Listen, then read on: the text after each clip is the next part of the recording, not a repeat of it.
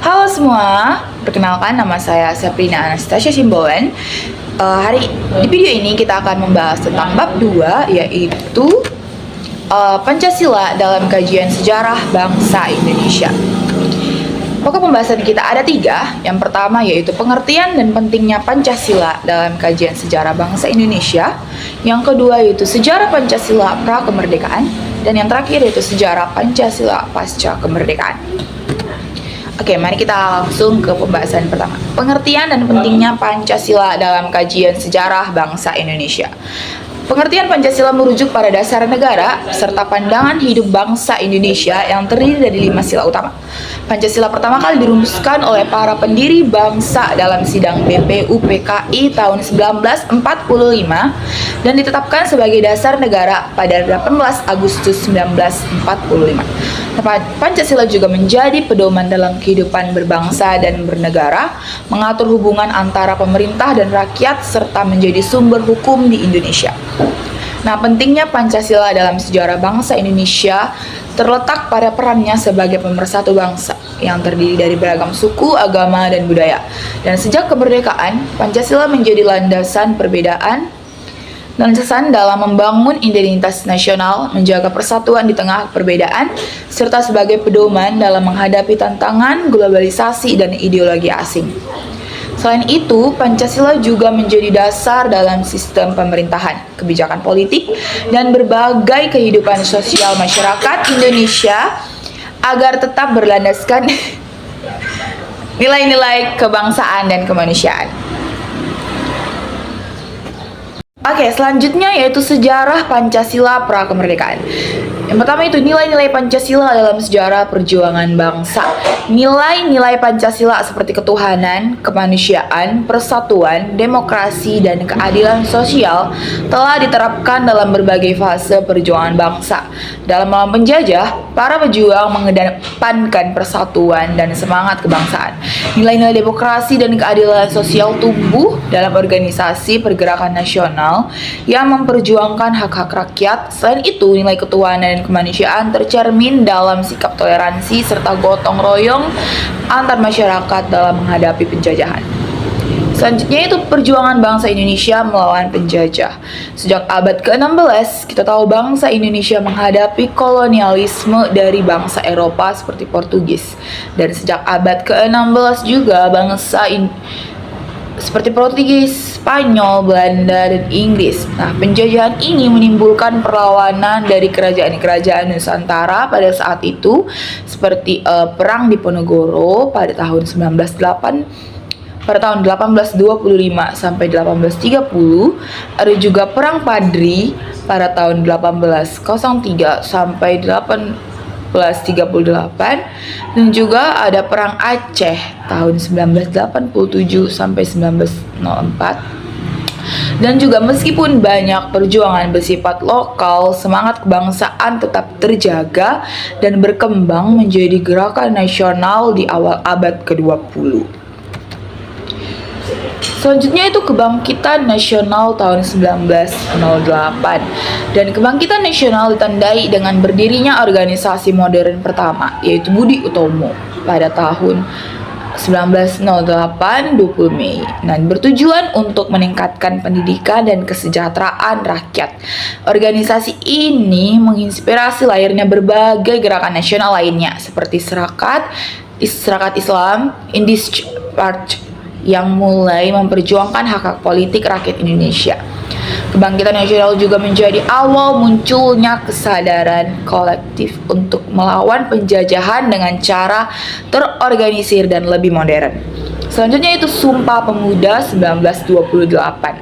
Pada tahun 1928, pemuda Indonesia dari berbagai daerah mengikrarkan Sumpah Pemuda yang berisi tekad untuk bertumpah darah satu, berbangsa satu, dan berbahasa satu, yaitu Indonesia. Peristiwa ini menunjukkan semakin kuatnya rasa persatuan dan nasionalisme yang dimiliki oleh bangsa Indonesia, yaitu yang merupakan bagian dari nilai-nilai Pancasila. Sumpah Pemuda ini menjadi salah satu tonggak penting dalam perjuangan kemerdekaan karena hasil menyatukan seluruh elemen bangsa dalam satu identitas nasional. Selanjutnya itu perjuangan bangsa Indonesia zaman penjajahan Jepang. Nah, pada tahun 1942, Jepang menggantikan Belanda menjajah Indonesia. Jepang memberikan harapan palsu, yaitu menjanjikan kemerdekaan, tapi tetap melakukan eksploitasi besar-besaran terhadap rakyat Indonesia. Meskipun demikian, masa pendudukan Jepang memberikan dampak positif seperti pembentukan organisasi militer dan politik seperti PETA, BPUPKI, dan juga PPUPKI. Selanjutnya itu Pancasila Prakemerdekaan. Sebelum kemerdekaan, nilai-nilai terkandung dalam Pancasila telah tumbuh dan berkembang dalam kehidupan masyarakat serta perjuangan bangsa. Peristiwa seperti berkembang dalam Kebangkitan Nasional, Sumpah Pemuda, dan pembentukan BPUPKI menjadi landasan yang kuat dalam mengemukakan dan merumuskan ideologi negara kita. Dan pada tanggal 1 Juni 1945, Soekarno mengusulkan Pancasila sebagai dasar negara dalam sidang BPUPKI. Dan setelah mengalami penyempurnaan oleh Panitia 9, Pancasila akhirnya disahkan sebagai dasar negara pada 18 Agustus 1945.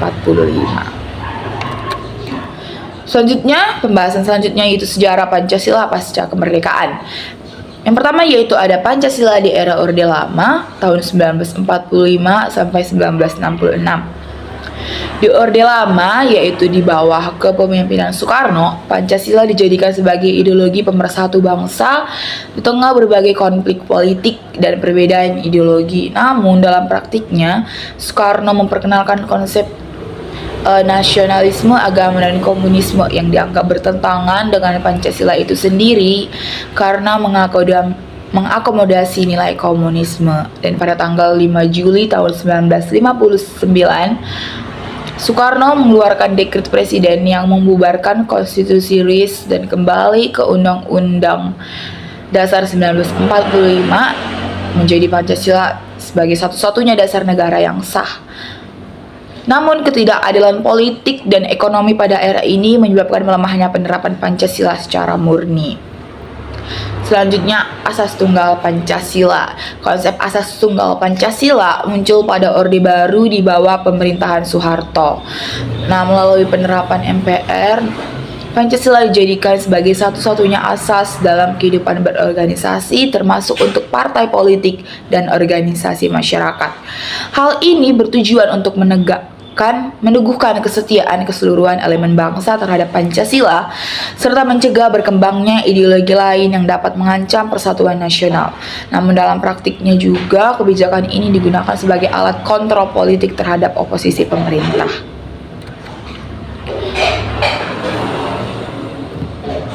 Selanjutnya itu Pancasila di era reformasi. Setelah jatuhnya rejim Orde Baru pada tahun 1998, Pancasila mengalami reformasi dalam penerapannya. Di era reformasi ini, demokrasi mengalami kebebasan berpendapat lebih diutamakan, serta Pancasila tidak lagi menjadi sebagai asas tunggal dalam kehidupan berorganisasi. Namun, muncul nih tantangan baru, yaitu berupa maraknya isu SARA, radikalisme, dan lunturnya nilai-nilai kebangsaan. Oleh karena itu, pemerintah terus berupaya menguatkan kembali pemahaman dan implementasi Pancasila melalui berbagai kebijakan, serta sebagai salah satunya itu pembentukan Badan Pembinaan Ideologi Pancasila dan penguatan pendidikan karakter di berbagai jenjang pendidikan. Oke, kesimpulan, Pancasila merupakan dasar negara yang lahir dari sejarah panjang perjuangan bangsa.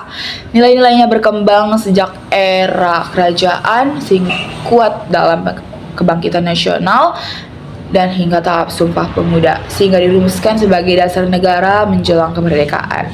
Pasca kemerdekaan, penerapan Pancasila mengalami perubahan di setiap era, mulai dari Orde Lama yang diwarnai konflik dan Orde Baru dengan asas tunggal Pancasilanya, dan pada era reformasi yang menekankan demokrasi. Meski menghadapi tantangan seperti radikalisme dan lunturnya nilai kebangsaan, Pancasila tetap menjadi pedoman utama yang harus tetap dijaga dan diterapkan. Oke, sekian untuk bab 2 pada video kali ini. Saya Sabrina, terima kasih.